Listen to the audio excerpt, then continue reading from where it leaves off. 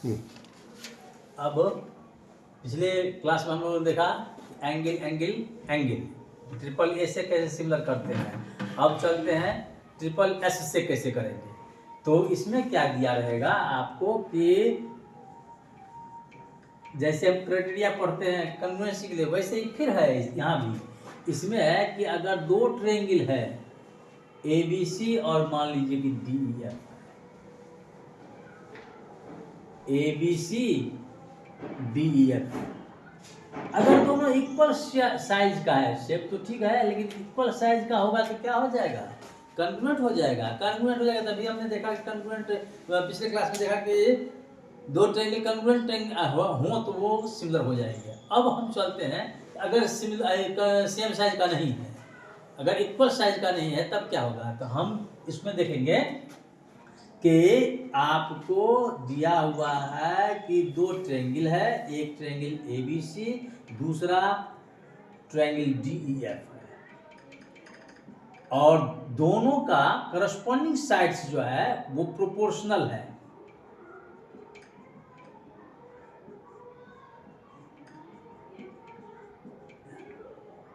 B C by A B by D E is equal to A C by D F is equal to B C by E F. तो आपको show करना है कि क्या ये triangle similar होंगे। इसके लिए हम क्या करेंगे,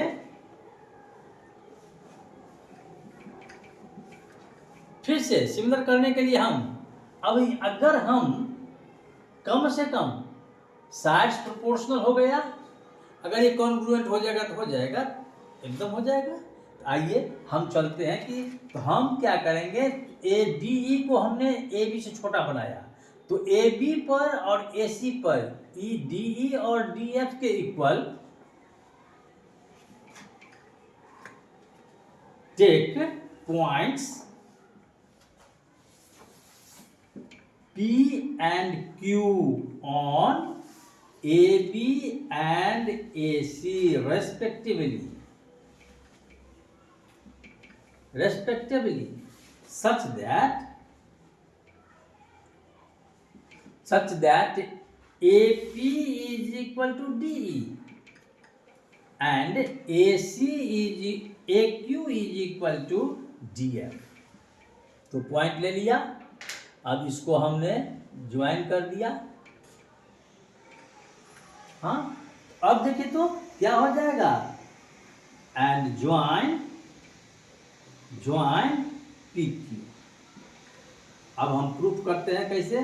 तो अब हम इसको चाहेंगे कि ए पी डी ई के बराबर है, ए क्यू डी एफ के बराबर है, कंस्ट्रक्शन में हमने लिया है। अगर पी क्यू ई एफ के बराबर हो जाए तो दोनों कॉन्ग्रुएंट हो जाएगा, कॉन्ग्रुएंट हो जाएगा तो क्या हो जाएगा, सिमिलर हो जाएगा। अगर ये इसके similar A P Q D E F के सिमिलर हो जाएगा तो D E F A B E के से ए बी सी के सिमिलर हो जाएगा। आइए तो हम लिखते हैं कि since A B by D E is equal to B A C by D F given में है,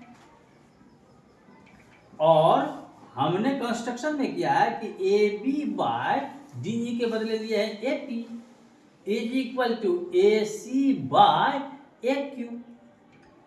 देयरफॉर क्या हो जाएगा, therefore in triangle A B C P Q is parallel to B C by converse of BPT. याद कीजिए converse of BPT में क्या पढ़े थे कि अगर हम दो ट्रायंगल में प्रोपोर्शनल पाते हैं तो पैरेललिटी होगी, तो कन्वर्स से हम उसको प्रोपोर्शनल कर ये पैरेलल कर दिया, पैरेलल हो गया तो क्या हो जाएगा, therefore angle P is equal to angle B and angle Q is equal to angle C। ये दोनों ही करस्पॉन्डिंग एंगल होंगे, करस्पॉन्डिंग एंगल्स होंगे। अब अगर दो एंगल मिल गया हमको तो देयरफॉर क्या हो जाएगा, triangle A B C similar हो जाएगा किसके, ए पी क्यू के। बाय डबल ए से, अभी और पिछले क्लास में हमने पढ़ा था। अब अगर ए पी क्यू और A P Q D E F के कॉन्ग्रुएंट है, and triangle A P Q is congruent to triangle D E F, therefore क्या हो जाएगा, triangle A B C similar हो जाएगा ट्रायंगल डी ई एफ। बस यही तो करना था।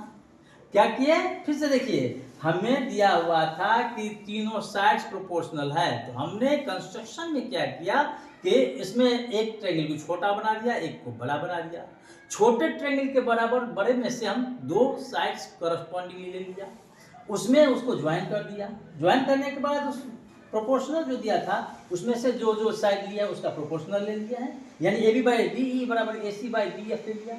और उसके बाद हमने चूंकि डी ई को हमने ए पी के बराबर लिया है, डी एफ को ए क्यू के बराबर लिया है, इसीलिए हम इसको रिप्लेस कर दिया। अब देखते हैं कि A B by A P is equal to A C by A Q. तो कन्वर्स ऑफ बीपीटी क्या कहता है कि in a triangle if a line divides in two sides in the same ratio then it is parallel to the third side. तो parallel हो गया third side के। अब अगर पैरेलल हो गया तो क्या हो जाएगा, B is equal to E हो जाएगा, Q is equal to C हो जाएगा। डबल ए से ट्रायंगल ए पी क्यू और triangle A B C similar हो गए।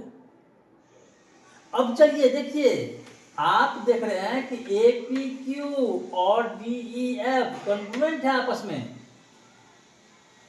अब ये दोनों कॉन्ग्रुएंट है और ये इसके सिमिलर है, तो हमने लिख दिया है A P Q D E F के लिए कॉन्ग्रुएंट है और A B C D E F के ए पी क्यू के सिमिलर है, तो A B C D E F के सिमिलर हो जाएंगे।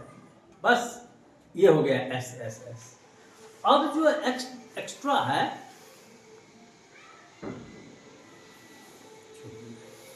ये भी पर होगी